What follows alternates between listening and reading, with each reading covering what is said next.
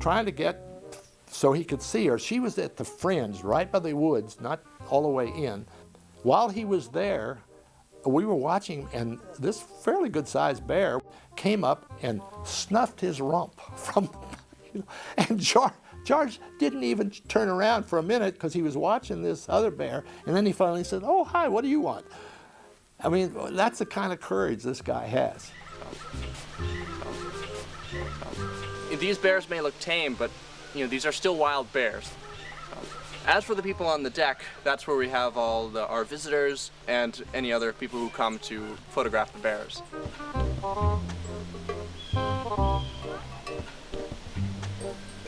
Bears are bears, bears are wild people, and you never know exactly what they're going to do.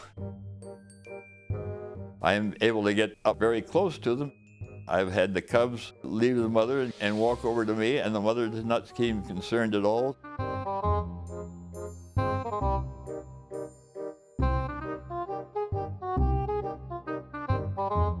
And when I was up close to those bears, the bears would look at me, and I would talk to them.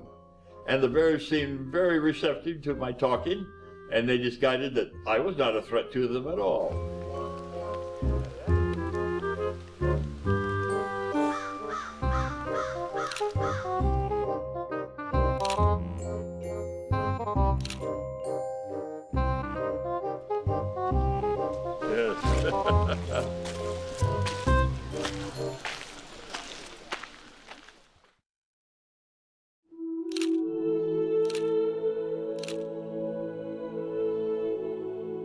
What George did was not just capture the great moments, the comings and goings of key figures in the college's history.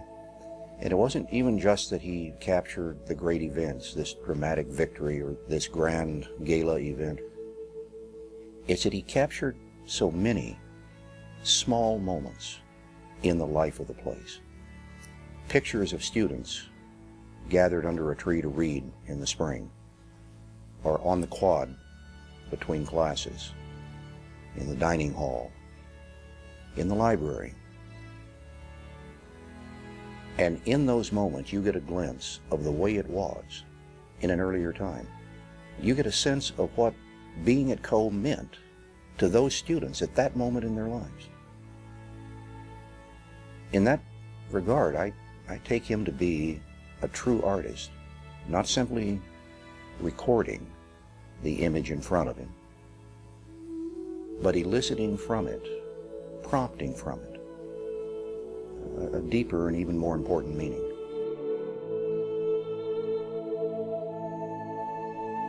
The thing I love about George is that so many people grow older in our society, and for whatever reason, they get bitter. They have regrets, they have angst, they have aches, they have pains, and it's all justifiable. But George just emanates warmth and optimism all of the time. He reminds me that life is this wonderful journey and we all have to enjoy it. And that is George's greatest gift. Age still means very little to me. Getting older involves losses, but not really. You just change what you used to do one way, you change it so you can do it another way. And you don't realize why you should, because you will look at people, the younger generation, and the younger generation, as far as I'm concerned, is about 70 and under. But you adjust to older age, and some people do it very easily, some people do it very badly. They have lost the ability to adjust. I have never really worried about death or dying. If it happens, it happens. I know that it's out there and it's getting close, but I'm certainly not worried about it or when it's going to happen. And I'm still doing the things I enjoy. Another very fond memory I have of George was several years ago. My husband ran the Convention and Visitors Bureau and brought in Robert F. Kennedy Jr. to talk about the importance of our rivers.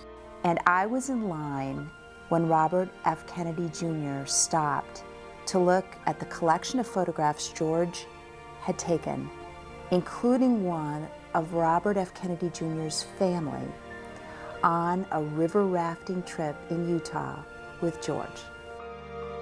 He stopped.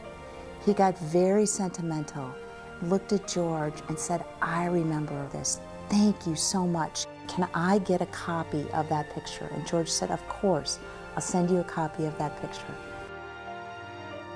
And that, in a nutshell, describes George.